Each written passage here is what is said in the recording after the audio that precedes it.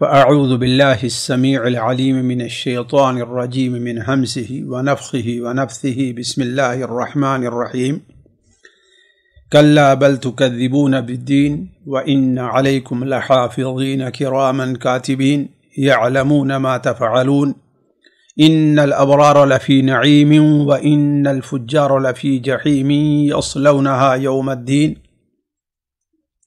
وما هم عنها بغائبين وما أدراك ما يوم الدين ثم ما أدراك ما يوم الدين يوم لا تملك نفس لنفس شيئا والأمر يومئذ لله۔ ساتھیو، السلام علیکم ورحمۃ اللہ وبرکاتہ۔ پچھلی مجلس جو سورہ انفطار کی تفسیر سے متعلق تھی، اس سورت کی اہمیت اور اس کی ابتدائی آیات کی کچھ وضاحت آپ کے سامنے ہوئی تھی۔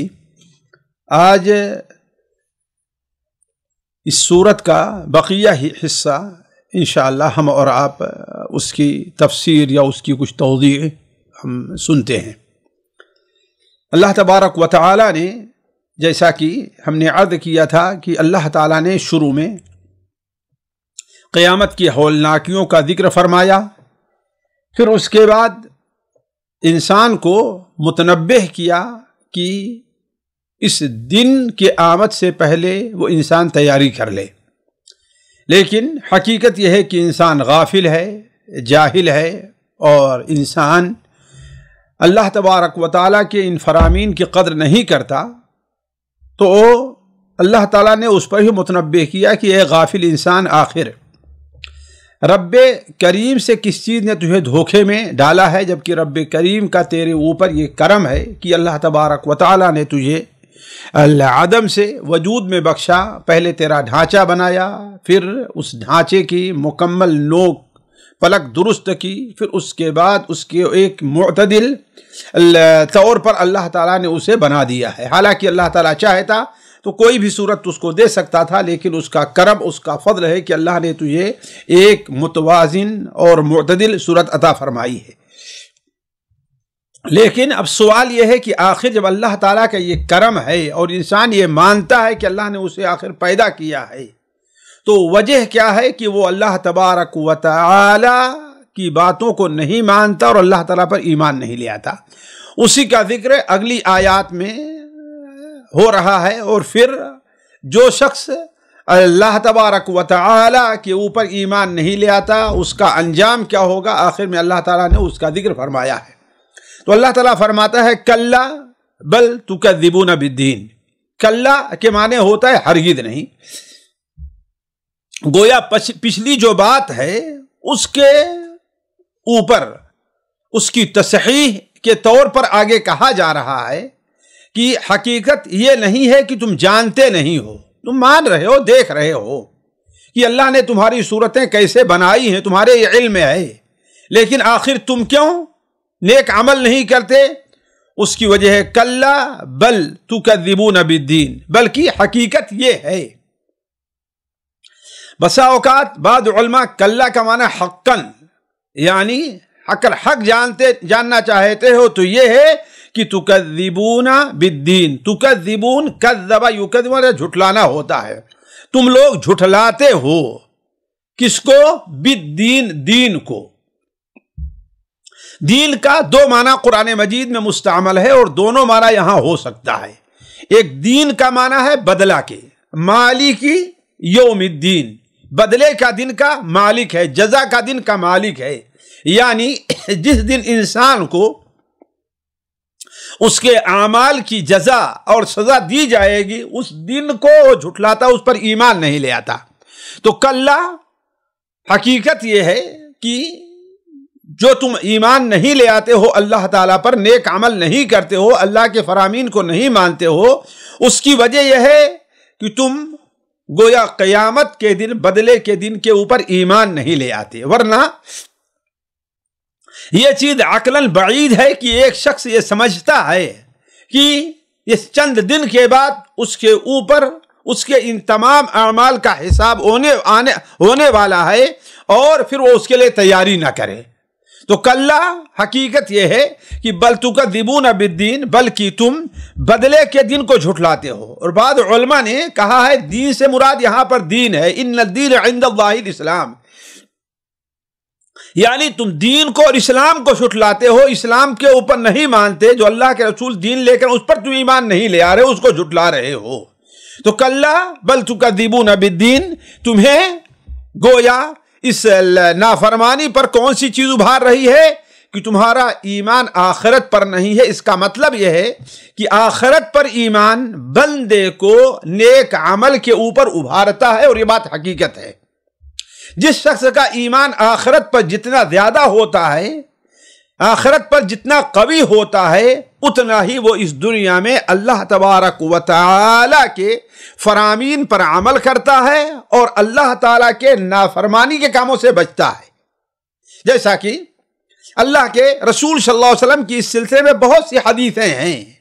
چنانچہ شاید صحیح مسلم کی حدیث ہے کہ حضرت عقبہ، حضرت ابو مسعود البدری، حضرت عقبہ ابن عمرو رضی اللہ تعالیٰ عنہ ایک بار اپنے غلام کو بڑے غصے میں تھے اور مار رہے تھے. اللہ کے رسول صلی اللہ علیہ وسلم جب دور سے دیکھے تو آپ نے فرمایا، آواز دی، ابا مسعود ابا مسعود ابا مسعود، لیکن وہ اتنے غصے میں تھے کہ آپ کی آواز پہچان نہ سکے. حالانکہ وہ غلام کہہ رہا ہے کہ اعوذ باللہ، میں اللہ کی پناہ میں آتا ہوں، لیکن غصے میں انسان بسا اوقات جب ہوتا ہے تو بہت سی چیزوں کو اس پر توجہ نہیں دیتا. آپ صلی اللہ علیہ وسلم ادھر بڑھ رہے ہیں اور ابو مسعود اپنے غلام کو مارتے جا رہے ہیں. جب قریب پہنچ گئے تو اس غلام نے کہا کہ اعوذ برسول اللہ، میں اللہ کے رسول کی پناہ چاہتا ہوں. تو جب مسعود نے سمجھا یہ آواز دینے والے اللہ کے رسول صلی اللہ علیہ وسلم تو نہیں ہے، آپ صلی اللہ علیہ وسلم آگے پہنچے، ان کے کندھے پر اپنا دست مبارک رکھ کر کے فرمایا، ابو مسعود، اللہ تبارک و تعالی کو تمہارے اوپر اس سے کہیں زیادہ قدرت حاصل ہے جتنا تمہیں اس غلام کے اوپر قدرت حاصل ہے. حضرت عبد المسعود کا یہ کہنا سننا تھا کہ ان کے ہاتھ میں جو کوڑا چابک تھا اس غلام کو مار رہے تھے وہ گر گیا، اور کہا، اے اللہ کے رسول صلی اللہ علیہ وسلم، میں اسے آزاد کر دے رہا ہوں. آپ صلی اللہ علیہ وسلم نے فرمایا کہ اگر تم اسے آزاد نہ کرتے تو للفحت کا نار، آگ تجھے جلسا دیتی.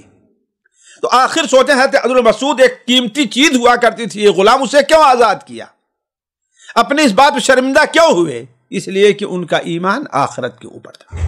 تو کلا بل تکذبون بالدین، حقیقت یہ ہے کہ تم دین کو، بدلے کے دن کو، قیامت کے دن کو یا دین اسلام کو جھٹلاتے ہو. لیکن یاد رکھو، یہ دنیا اندھیر نگری نہیں ہے. یہ دنیا یہ نہیں کہ کھائے پیے مزے لیے اور ختم ہو گئی بات، نہیں. اس دنیا کے بعد ایک ایسا دن آنے والا ہے جس دن یہ جو تم نے کیا ہے وہ سب حاضر کیا جائے گا، اور ان تمام چیزوں کو ہمارے طرف سے متعینہ فرشتے لکھ رہے ہیں. تو اللہ تعالیٰ فرماتا ہے، وہ یاد رکھو، وَإِنَّ عَلَيْكُمْ لَحَافِظِينَ، اور بلا شبہ علیکم تمہارے اوپر، لا یقیناً، حافظین محافظ ہیں. حافظ کے معنی ہوتا ہے وہ شخص جو آپ کی نگرانی کر رہا ہے، آپ کی نقل و حرکت کے اوپر نظر رکھ رہا ہے. اسی لیے حافظ کو، حافظ قرآن کو حافظ کیوں کہتے ہیں؟ کہ اس نے قرآن مجید کی نگرانی کی ہے، اسے یاد رکھا ہے، گویا کوئی چیز چھوٹنے نہ پائے. تو وَإِنَّ عَلَيْكُمْ لَحَافِظِينَ، تاکید پر تاکید، یعنی ان ایک تو بلا شبہ تحقیق جس کا معنی ہوتا ہے، اور لام یہ بھی تاکید کے لیے ہے. تو وَإِنَّ عَلَيْكُمْ لَحَافِظِينَ، یاد رکھو کہ تمہارے اوپر نگراں متعین ہے. اس سے مراد وہ فرشتے ہیں جو ہمارے اور آپ کے بلکہ تمام بندوں کے اعمال کو لکھتے ہیں. جیسا کہ اللہ تبارک و تعالی نے قرآن مجید میں متعدد جگہ اس کا ذکر فرمایا ہے. عن الیمین وعن الشمال قعید ما یلفظ من قول الا لدیہ رقیب عتید. ایک لفظ بھی انسان نہیں بولتا ہے کہ ہاں اس کے اوپر نگراں موجود ہے. تو وَإِنَّ عَلَيْكُمْ لَحَافِظِينَ، یاد رکھو تمہارے اوپر نگراں موجود ہیں. جو تم یہاں پر اچھے اور برے عمل کر رہے ہو وہ سارے کے سارے عمل لکھے جا رہے ہیں. اور وہ نگراں کیا ہیں؟ ان کی صفات اللہ تعالیٰ نے اولاً یہ بیان فرمائی کہ کراما، کرام کریم سے بنا، کریم کی جمع ہے. کرام یعنی شریف ہے، بڑے ہی شریف ہیں. شریف کا معنی کیا ہے؟ شریف آدمی جو ہوتا ہے وہ کسی سے عداوت نہیں رکھتا. شریف آدمی جو ہوتا ہے وہ اپنی ڈیوٹی میں خیانت نہیں کرتا. شریف آدمی جو ہوتا ہے وہ رشوت نہیں لیتا. تو کرامن، وہ بڑے شریف ہیں. ذرا آپ غور کر لیں، اللہ نے ان کی کیا صفت بنائی؟ کرامن پہلی صفت بنائی ہے. یعنی ان کے درمیان اور تمہارے درمیان کوئی عداوت بھی نہیں ہے کہ تمہارے بارے میں غلط لکھ لیں، یا وہ اپنی ڈیوٹی میں کوتاہی بھی نہیں کرتے ہیں کہ لکھنے سے کوئی چیز چھوٹ جائے اور غلط ملت چیزیں ہو جائیں. اور وہ جو کچھ اپنی ذمہ داری، جو کچھ ان کی ذمہ داری میں ہے اس میں کچھ لے دے کر کے بھی کوتاہی نہیں کرتے ہیں کہ تم انہیں کچھ رشوت دے دو. اور جیسے آج ہے نا بہت سی چیزیں جو ہیں ہے نا، آج ہم اور آپ دیکھ رہے ہیں کہ قاتل بچ جاتا ہے اور مظلوم جو ہوتا ہے وہ پھنس جایا کرتا ہے. تو لیکن وہ فرشتے جو ہیں کیا ہے؟ کرامن، بڑے ہی شریف ہیں. دوسری صفت ان کی بیان فرمائی اللہ تبارک و تعالی نے، کاتبین، وہ فوراً لکھ لینے والے ہیں، تاخیر نہیں کرتے. اس لیے کہ تاخیر کریں گے تو اس کے اندر صفت نہیں، لیکن عام انسانوں کے سمجھانے کے لیے انسان بعد میں اگر کوئی لکھے گا تو بعض چیزیں یاد رہتی ہیں اور بعض بھول جایا کرتی ہیں. یا اگر کوئی شخص جو کوئی چیز کو ثابت کرنا چاہتا ہے تو کہتا ہے کہ ہم نے ایک ایک باتیں لکھ کر کے رکھی ہیں تاکہ چھوٹنے نہ پائے، تاکہ بھول نہ ہونے پائے اور آپ اس کا انکار بھی نہ کرنے پائیں. تو دوسری صفت ہے کاتبین، وہ کیا ہیں؟ لکھ لے رہے ہیں. اور تیسری صفت ان کی جو ہے بڑی اہم ہے، یعلمون ما تفعلون، جو کچھ تم کرتے ہو، یعلمون وہ جانتے ہیں، یعلمون وہ جانتے ہیں، ما اس چیز کو، تفعلون جو تم کر رہے ہو. وہ دیکھتے بھی ہیں، وہ مشاہدہ بھی کرتے ہیں، اور وہ جو تمہارا ہو رہا ہے اس کو اچھی طریقے سے جان رہے ہیں. بلکہ اللہ تعالیٰ نے انہیں تو یہاں تک قدرت دی ہے کہ تمہارے دل میں جو اچھے یا برے خیالات اٹھتے ہیں ان کی بھی اطلاع اللہ تعالیٰ ان کو کر دیتا ہے. جیسا کہ صحیح بخاری شریف کے اندر ہے کہ جب بندہ کسی نیکی کا ارادہ کرتا ہے اور نیکی نہیں کرتا تو اللہ تعالیٰ اس ارادے پر اسے ایک اجر دیتا ہے، اور اگر کسی برائی کا ارادہ کرتا ہے اور اللہ کے لیے برائی کو چھوڑ دیتا ہے تو اللہ تعالیٰ اس پر پورا پورا اجر دیتا ہے. ذرا سوچیں. تو فرشتے یہاں تک جانتے ہیں، یعلمون ما تفعلون، جو کچھ تم کر رہے ہو اس کو اچھی طریقے سے جانتے ہیں، حتیٰ کہ تمہارے دلوں کے جو خیالات ہیں ان پر بھی ان کو اطلاع ہے. یہ ان فرشتوں کی صفت بیان کرنے کے بعد اب اللہ تبارک و تعالی نے قیامت کے، تو ساتھیوں میں کہہ رہا تھا کہ اللہ تبارک و تعالی کرامن کاتبین، یعنی جسے قرآن مجید میں حافظہ کہا گیا ہے، اللہ تبارک و تعالیٰ نے ان کی صفات بیان فرمائی اور یہ مخالفین کے سامنے یہ واضح کیا کہ اللہ تبارک و تعالیٰ کے فرشتے بڑے شریف ہیں، جو کچھ بندہ کرتا ہے اس کو لکھ لیتے ہیں تاکہ خطا و نسیان کا شبہ نہ رہ سکے، تاکہ کوئی آدمی دلیل نہیں پیش کر سکے۔ اس طرح نہیں ہے کہ جیسے ہمارے یہاں کسی اردو کے شاعر، ایک بڑے شاعر نے کہا کہ پکڑے جاتے ہیں فرشتوں کے لکھے پر ناحق آدمی، کوئی ہمارا دم تحریر بھی تھا۔ یہ جہالت ہے اور یہ کفر کی بات ہے۔ اللہ تبارک و تعالیٰ کے فرشتے نہایت ہی کرامن کاتبین شریف ہیں، ان سے کسی بھی قسم کی خطا، سہو، نسیان اور بھول چوک اور کمی اور زیادتی کی توقع نہیں کی جا سکتی ہے۔ اسی کو اللہ تبارک و تعالی، حالانکہ وہ عالم ہے، سب کچھ جانتا، اس کے باوجود لوگوں پر حجت قائم کرنے کے لیے انہی چیزوں کو بنیاد بنائے گا۔ آگے اللہ تبارک و تعالی فرماتا ہے ان الابرار لفی نعیم، بلا شبہ الابرار، ابرار جمع ہے بر کی، بر کے معنی ہوتا ہے نیک شخص، یعنی وہ شخص جو اللہ تبارک و تعالیٰ کے احکام کا پابند ہے، وہ شخص جو اللہ تبارک و تعالیٰ کی منہیات سے روکا رہتا ہے، اور یہ اس کی ایک عادت بن گئی ہے۔ اسی لیے بعض علماء نے کہا کہ وہ بکثرت نیک عمل کرنے والے ہیں اور برائیوں سے بہت زیادہ دور بھاگنے والے ہیں، حقوق اللہ کی پاسداری بھی کرنے والے ہیں، حقوق العباد کو بھی ادا کرنے والے، اس میں بھی کوئی کوتاہی نہیں کرتے۔ تو ان الابرار، بلا شبہ، اور ابرار جو نیک ہیں، لفی نعیم، پھر تاکید سے فرمایا وہ نعمتوں میں ہیں، عیش کے اندر ہیں، خوشگوار زندگی میں ہیں۔ علماء نے کہا کہ یہ نعیم ان کو جو حاصل ہے صرف آخرت میں تو ہے ہی، بلکہ یہ نعیم ان کو تینوں مقام میں حاصل ہے۔ ایک مقام دنیا کے اندر، کیوں؟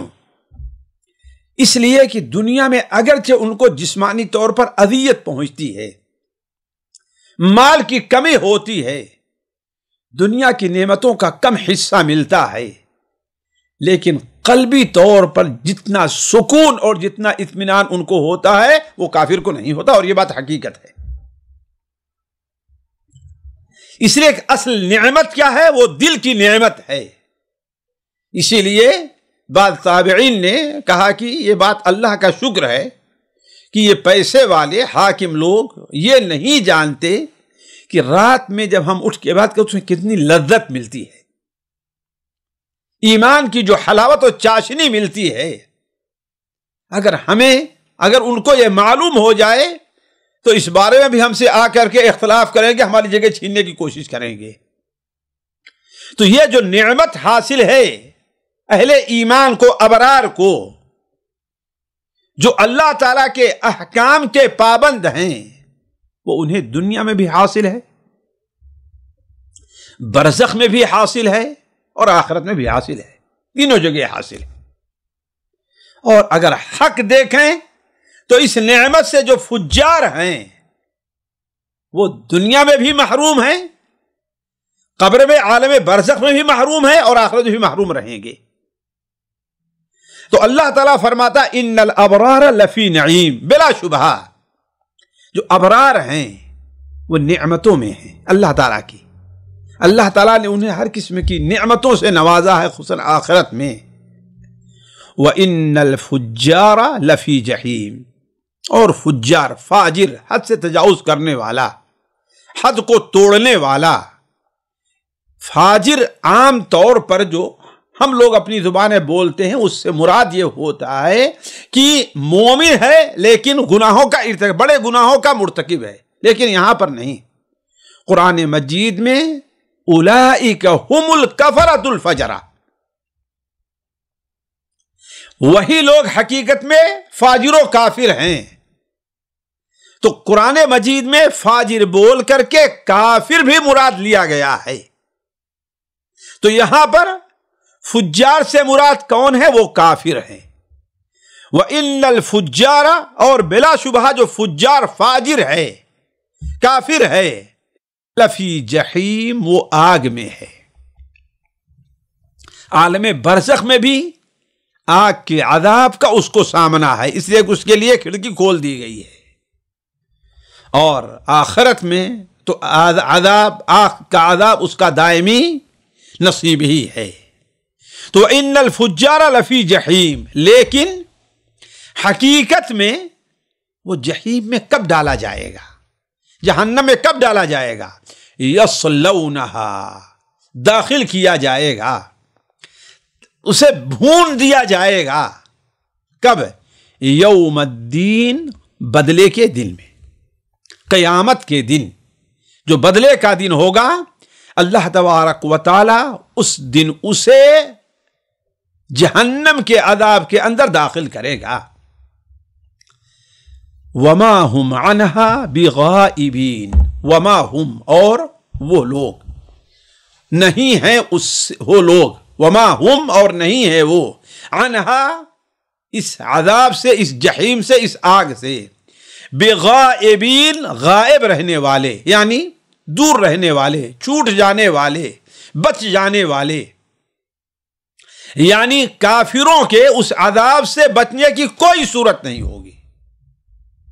لاکھ کوشش کریں، لاکھ بہانے بنائیں، لیکن وہ اس سے بچ نہیں پائیں گے. یصلونہا یوم الدین، اس میں وہ ڈالے جائیں گے، داخل ہوں گے، بھونے جائیں گے. کب؟ یوم الدین، بدلے کے دن. وما ہم عنہا بغائبین، اور وہ اس سے غائب نہیں، یعنی اس سے چھٹکارا نہیں پائیں گے. بعض علماء نے اس سے قبر کے عذاب کی طرف اشارہ فرمایا ہے کہ یہ جو اللہ نے فرمایا ہے کہ وَإِنَّ الْفُجَّارَ لَفِي جَحِيمٍ يَصْلَوْنَهَا يَوْمَ الدِّينِ، اور فاجر لوگ یقیناً عذاب کے اندر ہیں، جہنم میں ہیں، اور جہنم میں داخل کب ہوں گے؟ وہ قیامت کے دن. لیکن قیامت کے دن داخل ہونے کا معنی یہ نہیں کہ اس سے پہلے وہ اس کا عذاب انہیں ملتا نہیں تھا. نہیں، وما ہم عنہا بغائبین، وہ اس سے غائب نہیں تھے، اس سے بچے ہوئے نہیں تھے، بلکہ عالم برزخ میں بھی جب تھے، اپنے قبر میں جب تھے، تب بھی ان کے لیے جہنم کی کھڑکی کھول جاتی تھی اور اس کے عذاب آیا کرتے تھے. پھر اللہ تبارک و تعالی آخر کی کہ یہ 2-3 آیتوں کے اندر قیامت کی ہولناکی کا ذکر فرما رہا ہے. اور آپ جانتے ہیں، میں بار بار عرض کر چکا ہوں کہ جو آیت جو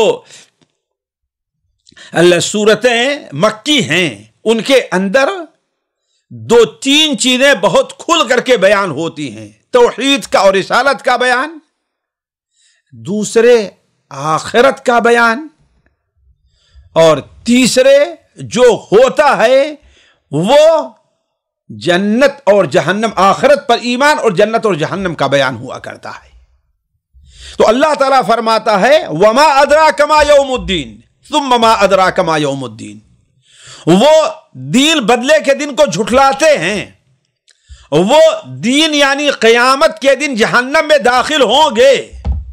تو اب آپ سوال ہے کہ جہنم کا دن ہے کون؟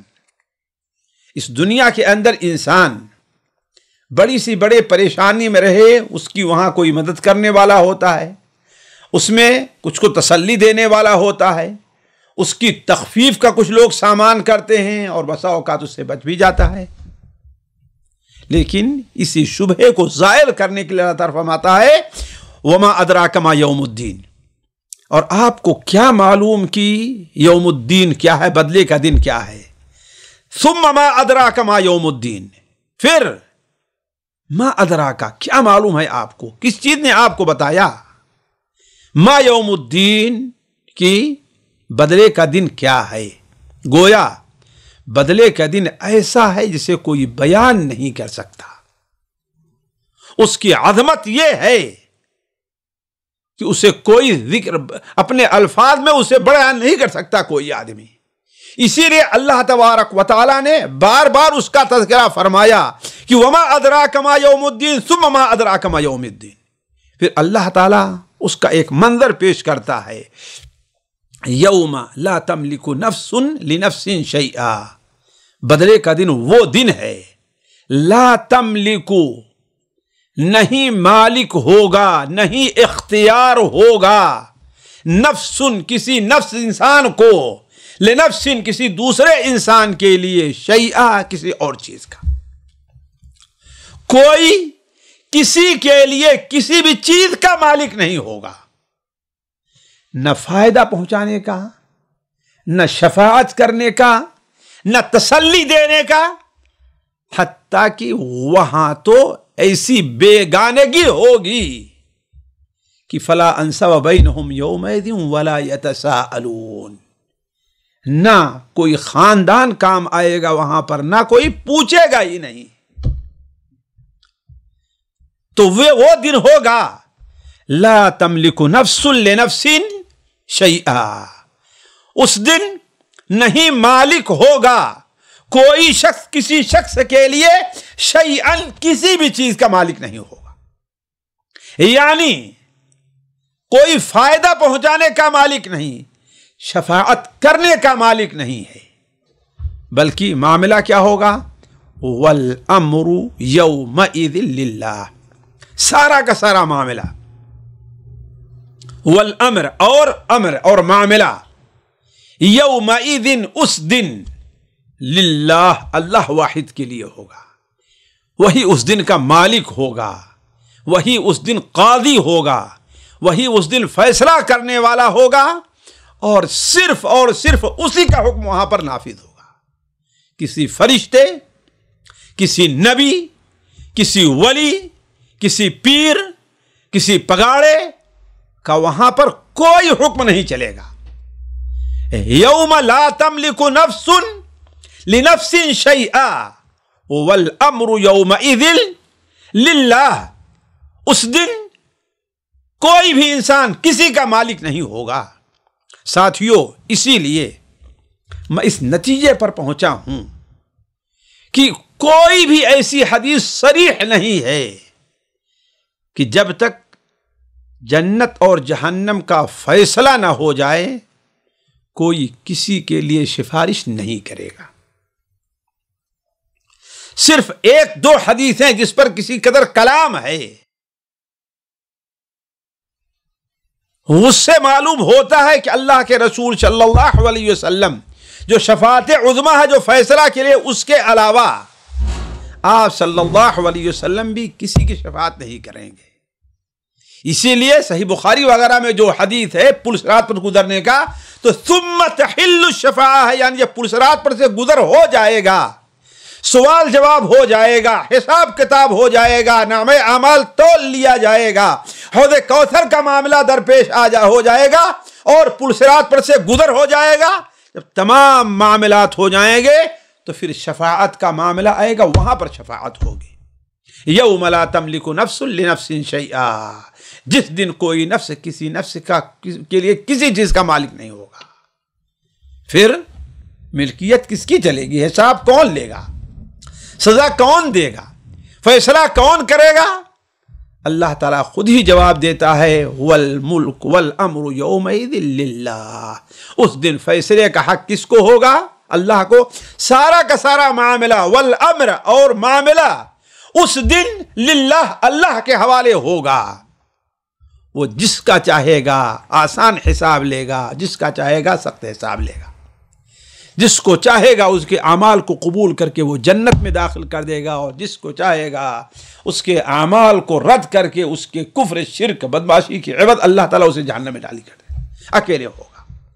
اسی لیے قرآن مجید میں اللہ فرماتا ہے لمن الملک اليوم، اس دن اللہ تعالیٰ پوچھے گا لمن الملک اليوم، آج حکومت کس کی چلے گی؟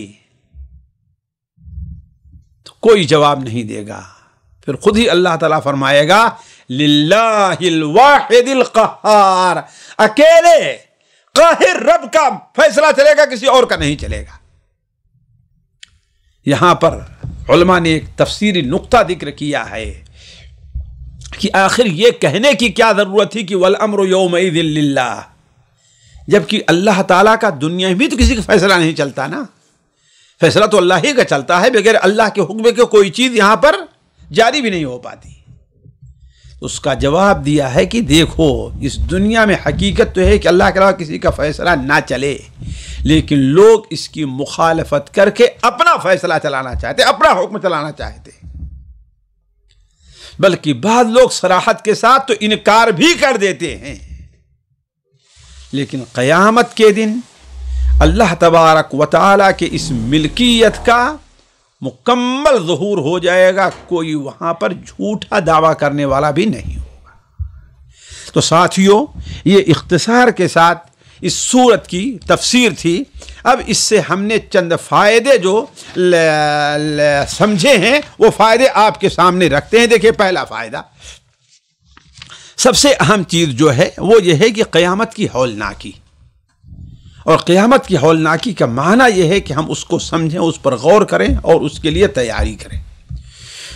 دوسرا فائدہ کہ بندوں پر اللہ تبارک و تعالیٰ کی نعمتیں لا تعداد ہیں، اور ان نعمتوں کا تقاضا یہ ہے کہ اللہ تبارک و تعالیٰ پر ایمان لایا جائے، اس کا شکر ادا کیا جائے، اور ان نعمتوں کا تقاضا یہ ہے کہ اللہ تبارک و تعالیٰ کے سامنے بندہ عاجز رہے کہ اے رب آپ نے بہت کچھ دیا ہے۔ اسی لیے سید الاستغفار میں بھی اسی کا اظہار ہے کہ اے اللہ تعالیٰ، اللہم انت ربی لا الہ الا انت خلقتنی وانا عبدک وانا علی عہدک ووعدک ما استطعت اعوذ بک من شر ما صنعت ابوء لک بنعمتک علی وابوء بذنبی۔ وہ دعا جو مسند احمد ہے عبداللہ المسعود سے ہے، ہم اور فکر اور غم کی دعا، اس میں بھی اسی چیز کا اظہار ہے، اللہم انی عبدک وابن عبدک وابن امتک ناصیتی بیدک ماض فی حکمک۔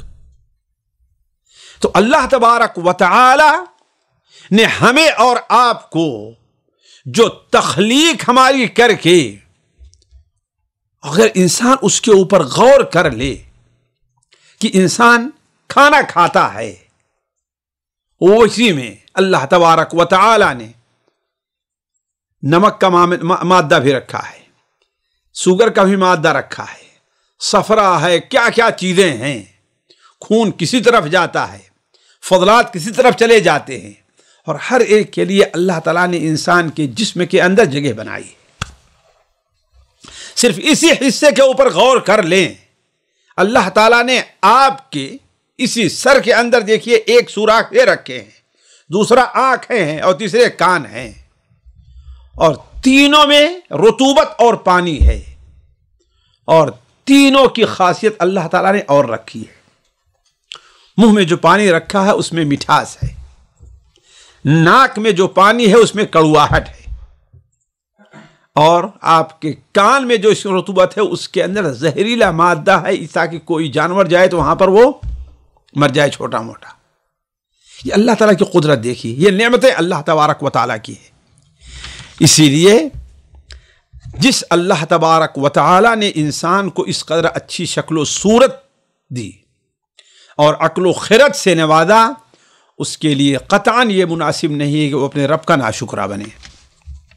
تیسرا فائدہ بڑی اہم ہے یہ، اور ہر انسان، میں خصوصاً اس کا ذکر اس لیے کر رہا ہوں کہ ہر آدمی اپنا محاسبہ کر لے کہ اس کا ایمان آخرت کے اوپر کتنا قوی ہے۔ آخرت پر ایمان، عمل خیر اور عمل آخرت پر نہ ہونا ایمان عمل شر کی بنیاد ہے۔ جس کا ایمان آخرت کے اوپر جتنا قوی ہوگا وہ آخرت کے لیے اچھے عمل اتنا ہی کرے گا اور برے عمل سے پرہیز کرے گا، اور آخرت پر جس کا ایمان جتنا ضعیف اور کمزور ہوتا جائے گا وہ آخرت کی تیاری سے اتنا دور ہوتا جائے گا۔ کلا بل تکذبون بالدین، تم اللہ کی نعمتوں کا اقرار کیوں نہیں کرتے؟ جس نے تمہیں عدم سے پیدا کیا، تمہارا ڈھانچہ بنایا، تمہارے ناک پلک درست کیے، تمہیں اچھی طریقے سے بہترین صورت عطا فرمائی، پھر بھی تم آخر ایمان کیوں نہیں لاتے اس کے اوپر، اس کا شکر کیوں نہیں کرتے؟ کیوں؟ بل تکذبون بالدین، تم جھٹلا رہے ہو کس کو؟ دین اور قیامت کے دن کو۔ اگر تم جھٹلاتے نہیں تو یقیناً اللہ تبارک و تعالیٰ کے شکر گزار بنتے اور نیک عمل کرتے۔ ساتھیوں، ہم اس آیتوں سے ہمیں یہی پتہ چلا کہ اللہ تبارک و تعالیٰ نے کچھ فرشتے ہمارے اور آپ کے اعمال کو لکھنے کے لیے متعین کر دیے، لہذا اس پر ایمان کا تقاضا یہ ہے کہ بندہ ہر نیک عمل کرے اور برے عمل سے روکے. اور ہمارا ایمان جتنا زیادہ قوی ہوگا ان فرشتوں کے وجود کے اوپر. دیکھیے میں ہمیشہ یہ کہتا ہوں کہ علم اور چیز ہے، معرفت اور چیز ہے. معرفت ہم میں سے ہر شخص کو حاصل ہے کہ جو فرشتے لکھ رہے ہیں، لیکن وہ علم کی صورت نہیں اختیار کیا کہ ہمارے دل میں راسخ ہو جائے، یعنی ہم اس کے مطابق عمل بھی کریں. اسی طریقے سے فرشتے انسان کے ساتھ جو ہے لکھنے والے ہر وقت رہا کرتے. کبھی بھی فرشتے انسان سے دور نہیں رہتے. یہ میں اس لیے کہہ رہا ہوں کہ بعض ضعیف حدیث کے اندر وارد ہے کہ کچھ ایسے اوقات ہیں کہ فرشتے انسانوں کے ساتھ نہیں رہتے. یہ سنن ترمذی کی ایک روایت ہے، ایاکم والتعری، تم برہنہ ہونے سے بچو، اس لیے کہ تمہارے ساتھ کچھ ایسے لوگ ہیں، ایسی ذاتیں ہیں، ایسی شخصیات ہیں کہ وہ صرف 2 وقت میں تم سے جدا ہوتے ہیں. ایک جب انسان قضاء حاجت کے لیے جاتا ہے، اور دوسرا جب انسان اپنی بیوی کے ساتھ ہوتا ہے تو. اور مسند بزار میں ایک روایت ہے جس میں یہ ہے کہ جب انسان غسل کرتا ہے اور برہنہ ہوتا ہے تو. لیکن یہ حدیثیں چونکہ ضعیف ہیں، اگر حدیثیں صحیح ہوتی تو اس عموم کو وَإِنَّ عَلَيْكُمْ لَحَافِظِينَ کو خاص کیا جا سکتا تھا. لیکن یہ حدیثیں ضعیف ہیں، لہذا اصل یہ ہے کہ وہ فرشتے ہر جگہ میں، ہر حالت میں ہمارے ساتھ موجود ہیں، ہر ایک کے ساتھ موجود ہیں، مومنین کے ساتھ بھی اور کافرین کے ساتھ بھی. بعض لوگوں نے کہا کہ نہیں کافروں کے ساتھ نہیں ہے. کیوں؟ اس لیے کہ تو معلوم ہے کہ ان کے عمل کوئی فائدہ نہیں. اللہ تبارک و تعالی قیامت کے دن حجت قائم کرے گا، یہ دکھائے گا. یہ دیکھو لکھا ہوا غلط تو نہیں ہے. اسی طریقے سے قیامت کی دن کی ہولناکی کہ اس دن کوئی کسی کام نہیں آئے گا. وہاں انسان کا صرف اپنا عمل خیر اس کے کام آئے گا بس. یومئذ یوم لا تملک نفس لنفس شیئا.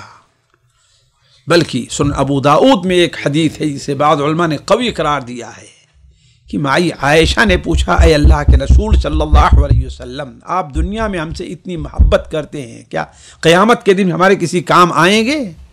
آپ نے پوچھا، اے عائشہ 3 جگہیں ایسی ہیں جہاں کوئی کسی کے کام نہیں آئے گا. نعوذ باللہ من اللہ محفوظ رکھے. کون؟ میزان کے وقت، نامہ اعمال کے تقسیم کے وقت، اور پل صراط کے اوپر. یوم لا تملک نفس لنفس شیئا والامر یومئذ للہ. اسی طریقے سے قیامت کا دن اس دنیا سے 2 ناحیے سے مختلف ہوگا. اس کے اوپر توجہ دے لیں. وہ کیسے؟ پہلا تو یہ ہے کہ اس دنیا میں کوئی بھی انسان ہے، کچھ نہ کچھ لوگ تو اس کے لیے اپنے دل میں رحم کا جذبہ رکھتے ہیں اور کسی نہ کسی طریقے سے اس کی مدد کو تیار ہوتے ہیں، لیکن آخرت میں کوئی نہیں. دوسرا کیسے؟